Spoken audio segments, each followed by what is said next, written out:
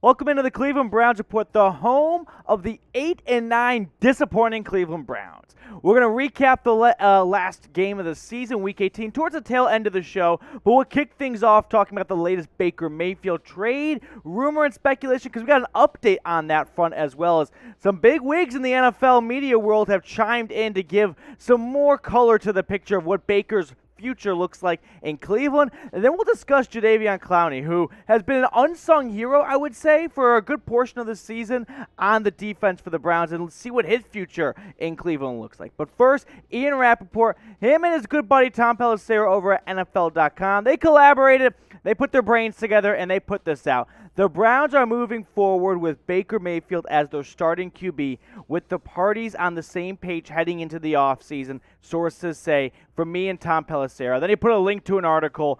And the reason why this is interesting is because the big news was earlier this week, Mary Kay came out saying Baker and Kevin Stefanski are having a riff.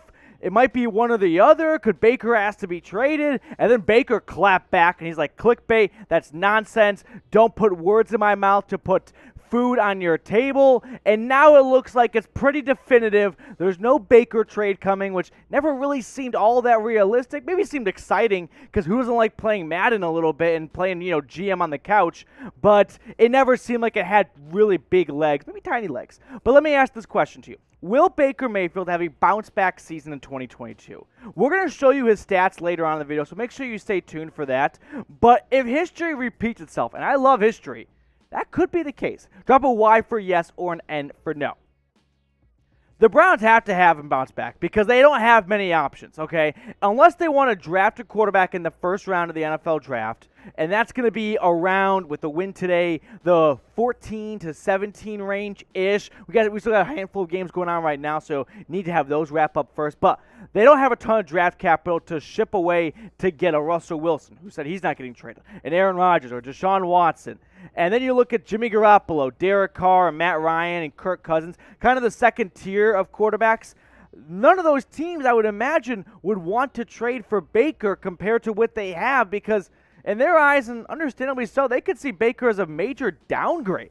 So Mayfield's going to go into next year on his fifth and final year of his contract. It's that fifth-year option that was picked up last offseason, and he's going to make almost $19 million, which sounds like a lot of money, but in a NFL with a salary cap's around $220 next year, that's going to put him probably closer to 30th than 20th. I don't see an extension happening for Baker this year. That's just way too big of a gamble. If you're Andrew Berry, you want to give a quarterback that's been banged up the past season and played his worst year as a pro the bag. I wouldn't advise that. And then, like I said, who wants to trade for a quarterback who's coming off his worst year yet? He has shoulder surgery in a week, and he's going to be out of football for a handful of months. And he's on the last year of his contract. It just doesn't make sense to me to try and find a team that would want to acquire someone who put these numbers up this season. 60% completion percentage, just over 3,000 yards, and he missed some time. And I understand the injuries played a major role in that.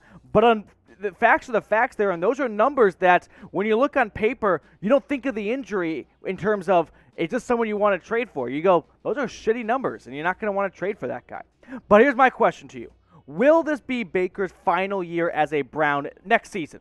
Give me a 1 for yes or a 2 for no. Does he have one more year by the lake and then he's out? Or is he going to ball out next season and he's going to run it back and we're going to bring Super Bowls to Cleveland? Let me know. This will be the pinned comment. So if a YouTube ad break hits you, scroll on down and get your hopeful 1s or I understand 2s for no. I think I smell a franchise tag. This to me seems a lot like Kirk Cousins back when he was in Washington, where he was a good quarterback, but they didn't know if they wanted to fully commit to him. They didn't want to engage. They just wanted to date him, right? They didn't want to marry the guy just yet. So to me, it seems like a franchise tag may be on the horizon, where if Mayfield comes out next year and he puts up 35 touchdowns to 12 interceptions, yeah, you give him a 5-year extension and you make him a top 10 highest paid quarterback in the NFL. But if he comes out next year and he puts up 22 touchdowns to 14 interceptions and the Browns make the playoffs but they lose in the first round, then maybe you franchise tag him to buy yourself more time and really figure out if he's the guy. Because you look at his career here, it's been up and down, okay? Comes in 2018, leads the Browns to a comeback win. 27 touchdowns, the most of any rookie. Close to an NFL record, I think, too. Peyton Manning was at 28 touchdowns, 14 interceptions. And then 2019, takes a bit of a nosedive. The interceptions go way up and the touchdowns go down. And then he turns it back on its head. 2020 has one of his best years ever, I would say. 26 touchdowns to 8 interceptions. Completion percentage is up, and then now he's back down. So he's a bit of a roller coaster if you look at the numbers from year in and year out. But next year, it's got to be the year, right? It has to be get healthy, and hopefully he can put it all together. But I will say this. Let's not get greedy. You don't throw stones if you live in a glass house. This is the Cleveland Browns quarterback circle we've had.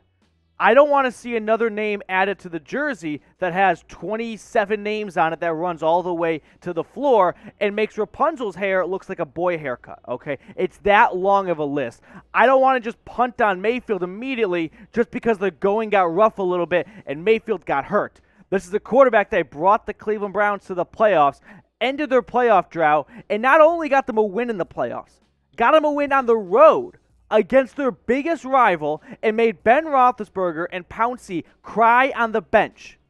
Do not give up on the guy that made Big Ben cry this quickly. That's what I'll say.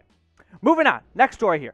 Extend Jadeveon Clowney. Okay, we're going to look at his numbers this season, whether or not Barry will be interested in maybe bringing Clowney back, I hope he is, to run it for a second season. We're going to get to all that in just a second, but I want to make a deal with you guys here. If you want Clowney to come back next year, subscribe to the Browns Report, because for every subscription I get on this video, I'm going to include your name on a letter I will handwrite, keeping the U.S. Postal Service in business, to Jadeveon Clowney, and that way he feels the love and he knows that the dog pound wants him to stay in Cleveland. And make sure you watch all the way to the end of the video, because I'm going to give you some birthday shout-outs as well. Give back to you guys. This is not the final Browns Report of the year, by the way. You are mistaken. This is just beginning of a lot to come here on the channel. But looking at Clowney's notes right now, he is set to hit free agency this offseason. He signed a 1-year, $8 million contract last offseason. That's expired. Myles Garrett has been pretty openly campaigning for him to stay in Cleveland. I've heard the biggest hiccup, by the way, is Clowney doesn't like the cold. So let's warm his heart a little bit. Let's send some letters, subscribe that way. But he had his best year since 2018. Look at his numbers this year. Just wrapped up 2 sacks against the Bengals in what was a nice win. I'll leave it at that, a nice win. 37 tackles, 19 QB hits, and end of the year with a bit of a run at forced fumbles, back-to-back games with a forced fumble for Clowney. More on Clowney to come in a moment, but look at this great hoodie going on at Fanatics, and it's 25% off, okay? So go to chatsports.com, have to use that link right there, .com/Browns hoodie. It's also in the comments and the description of this video, 25% off, okay? It's cold as shit. Let's get a hoodie on, and let's rock our Brownies in style. Next one. Myles Garrett, he needs a Robin. This was something I tweeted out a while ago, and I didn't know if Clowney could be the Robin, but the last 2 weeks he sure looked like it. You need a duo. I want to envision a Myles Garrett and Browns defense for years to come that reminds me of like Dwight Freeney and Robert Mathis with the Colts. You know, I want a 1-2 punch on the ends. I don't want to see Garrett be like triple teamed and no one else on the D-line able to step up and beat their one-on-one man because Garrett has to fight through the Maginot line to try and get to the quarterback. So let's see Garrett get a Robin.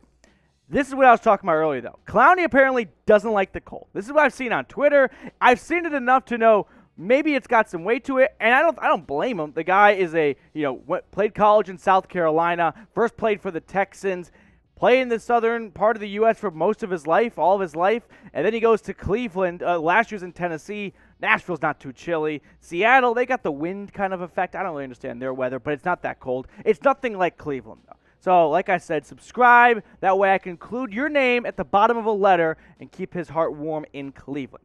But if you also want him to come back, go ahead and type 90 down below. That's his jersey number. If you want him to re-sign with the Browns, hopefully he sees this video, and hopefully he sees 190s, and he's like, you know what? This is the best fan base in the NFL. You're damn right I'm sticking here, and I want to win a Super Bowl in Cleveland. Let's recap a little bit of Week 18, and what was honestly a very uneventful game. It was fun to see Dearness Johnson run around. Jarvis Landry had Here's what I'll say with Landry. 6 receptions, 75 yards. His defender fell on the touchdown, but it's a damn shame he played his best football after the Browns were eliminated. You look at his numbers, and he clearly played through a knee injury that I won't put a number on, but there are certain players I'd imagine in the NFL that would have just sat out this entire year and gone on IR and gotten knee surgery. But Landry powered through it, and that's just the kind of guy he is. 570 yards, 2 touchdowns. No one on this Cleveland Browns wide receiving core stepped up much this year, but Landry, at least down the stretch, did a little bit. All right, earlier this week, I put out a call to comment your birthday down below. I had a birthday coming up, birthday's today, and appreciate everyone that wished me happy birthday down below earlier. But I want to shout out you guys who got birthdays coming up. So Once Upon a Wedding, what an interesting name there. I hope it was a good wedding. January 12th, so you're in 3 days, so happy early birthday to you. Dr. C. Crew, August 3rd. We'll circle back to you later on. Danny Shield, happy belated birthday, like very belated. And then Northern Ohio Outfitters, you're coming up in May. But if you want to get a shout out on the show, you know what to do. You got to subscribe and you got to comment. That way I can get eyeballs on your name and see what you guys are saying. Love talking with you guys down in the comment section because that's what makes the Browns Report here at Chat Sports so special. It's not just a talking head up here. We go back and forth. We have a nice conversation. And it's the YouTube comment section. So you know everything is healthy and organic and no bad things are said down below. We'll catch you later here on the Browns Report.